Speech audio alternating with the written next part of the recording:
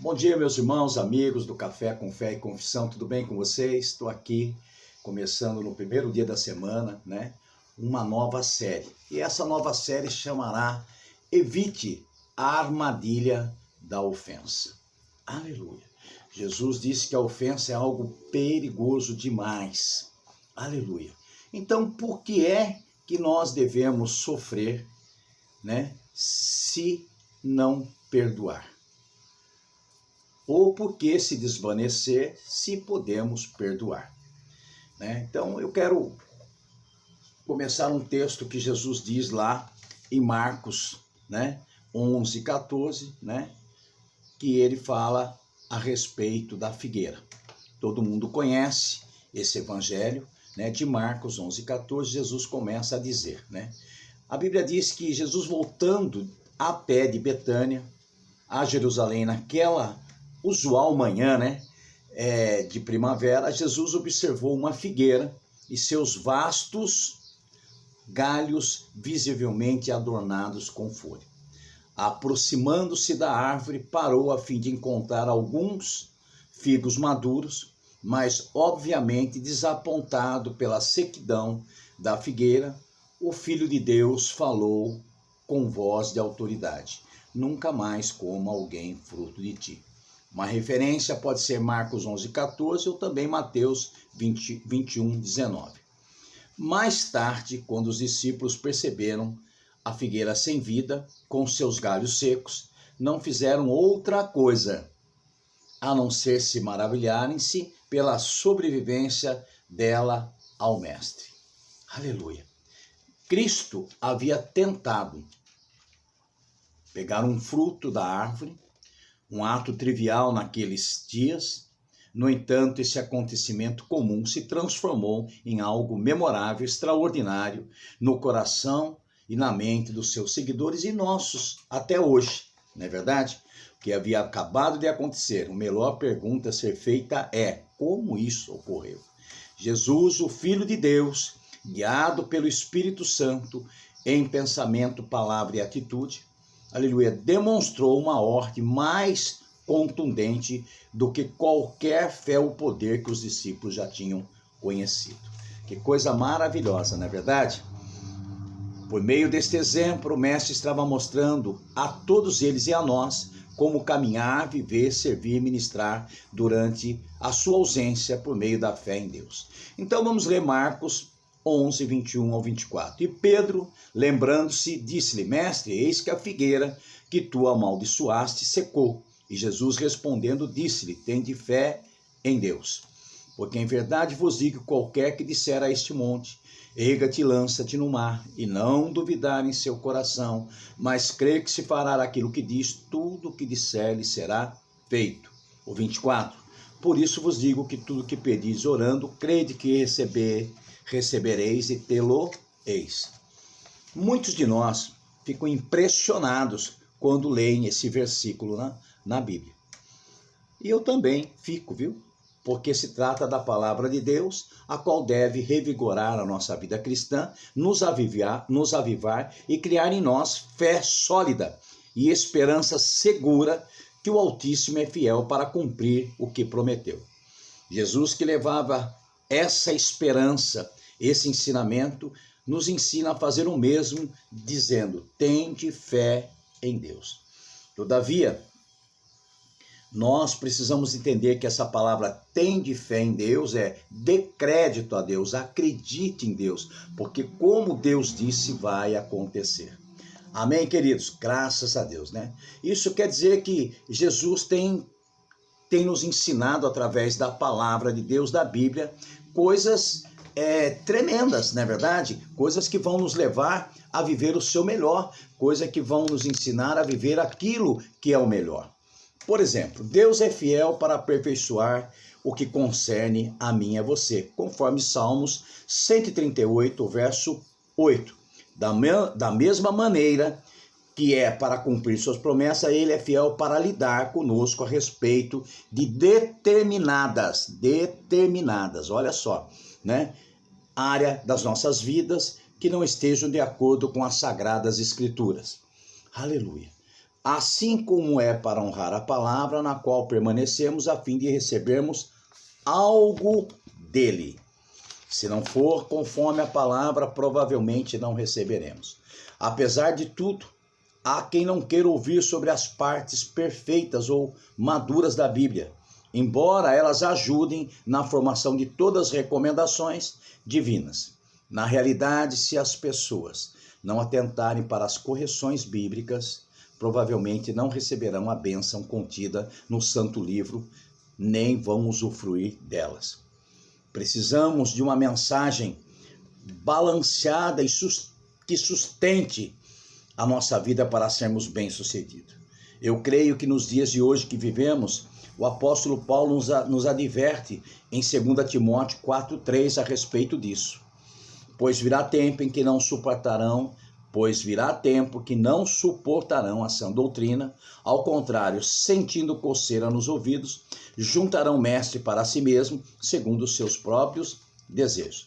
Existe mais verdade doutrinárias na palavra do Senhor do que apenas a mensagem de fé e prosperidade. No entanto, quase não iremos reconhecê-la pela forma que alguns agem, mas muitos deles, na realidade, sairão do culto se o ministro não estiver pregando ou ensinando sobre um assunto relacionado à fé ou como receber a bênção divina. É como se eles não suportassem ou não aguentassem qualquer coisa da sã doutrina.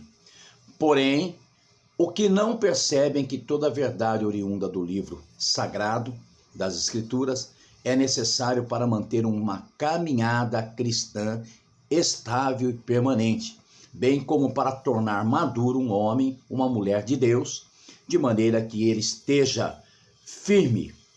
Certas pessoas simplesmente não querem ouvir esse tipo de pregação ou ensinamento porque preferem viver de acordo com a sua vontade e então tentar fazer com que a palavra apoie o seu estilo de vida. As pessoas querem ministrações que apoiem os seus erros, não traga conserto. Essa é a verdade, irmãos. Aleluia. Qualquer um de nós pode ser tentado por esse modo de pensar. Aleluia. Por isso, a nossa atitude constante deve ser: não é o que eu quero, mas o que Deus quer. O que vale não é o que eu estou, o que vale não é o que eu vou ou qualquer outra pessoa diga, mas sim o que Deus diz. Com certeza, creia na fé e na prosperidade. Tenho certeza que o Deus Todo-Poderoso quer abençoarmos de fato. Ele se alegra com a nossa prosperidade. E é o seu prazer conceder o reino. Os Salmos 35, 27 e Lucas 12, 32 afirma isso.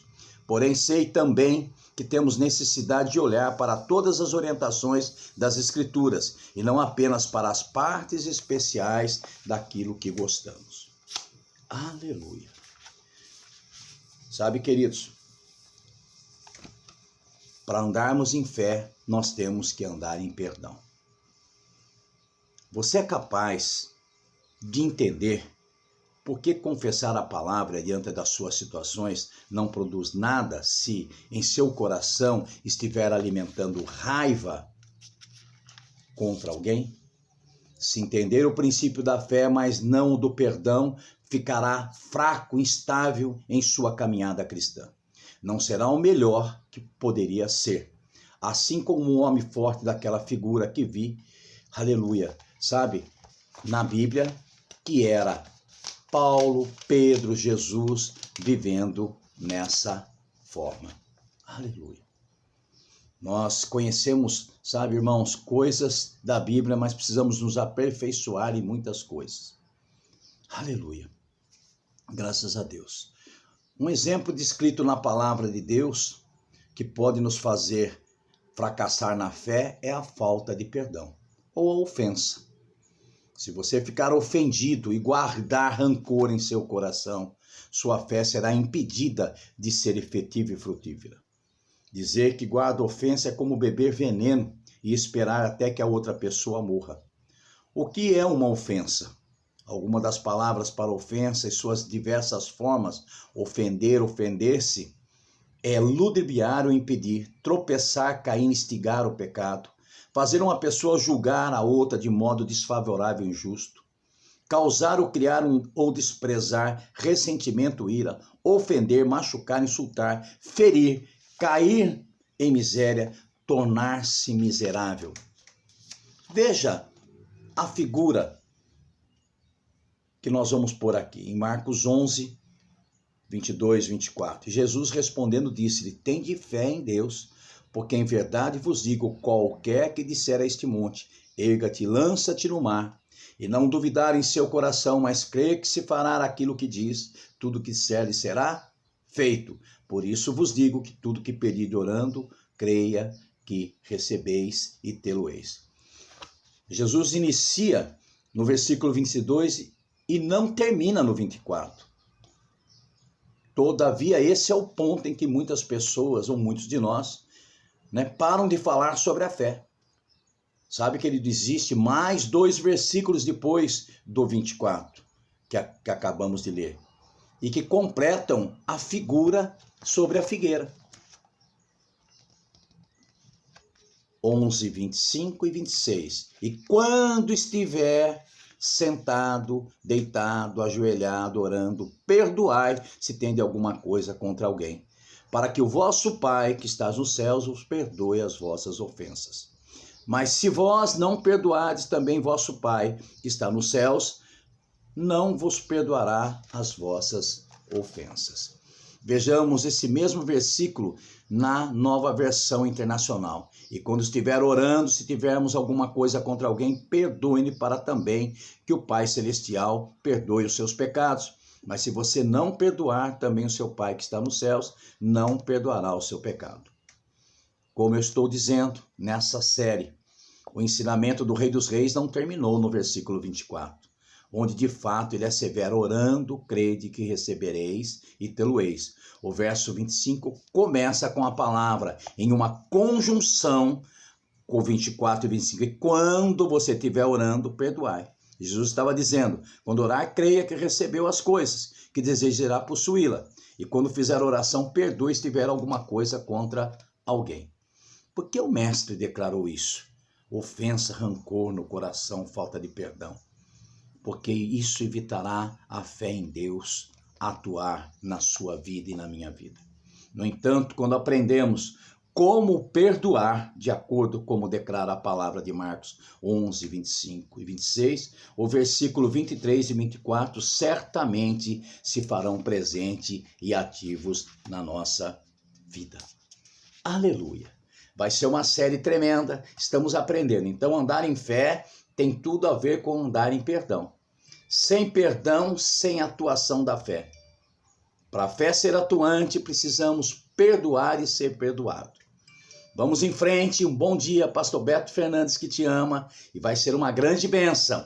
Em nome de Jesus, vai no nosso canal, dá um like, dá um clique, passa para muitos. Nós precisamos aumentar as nossas inscrições no canal. Em nome de Jesus, amém.